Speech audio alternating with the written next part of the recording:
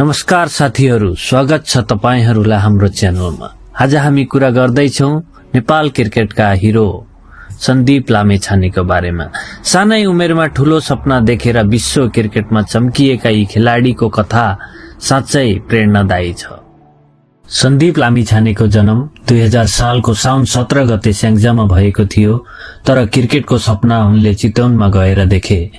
Chitwan cricket एकेडमीमा परीक्षण पाउँदा उनको प्रतिभा पूर्व कप्तान राजु खड्काले चिनिहाल्नुभयो। 14 वर्षको उमेरमा उनी राष्ट्रिय अन्डर 19 टोलीमा सिलेक्ट हुनुभयो। 2018 मा सन्दीप बने नेपालका पहिलो खेलाडी जसले आईपीएल खेले, त्यो पनि दिल्ली डेयरडेभिल्सबाट। त्यसपछि उनले big bash league, Melbourne stars, Caribbean premier league र धेरै विदेशी टी20 लिगहरूमा धमाकेदार प्रदर्शन गरे। उनले 58 ओडीआई खेलमा 121 विकेट लिइसकेका छन् र टी20 अन्तर्राष्ट्रियमा पनि 108 विकेट सहित इतिहास रचिसकेका छन्।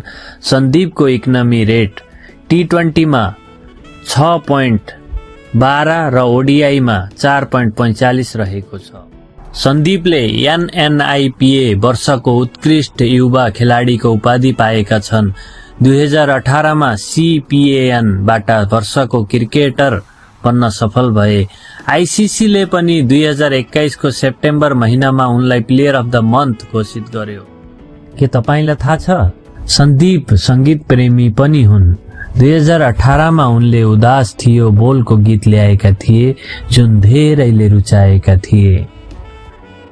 सन्दीप लामिछाने नेपालको क्रिकेट इतिहासको हिस्सा मात्र होइनन्, उनी हरेक युवाको लागि प्रेरणा पनि हुन्। कड़ा संघर्ष, मेहनत र आत्मविश्वासले उनी आज यो स्थानमा आइपुगेका छन्। यदि तपाईलाई यो भिडियो मन पर्यो भने लाइक, शेयर र सब्स्क्राइब गर्न नबिर्सिनुहोला।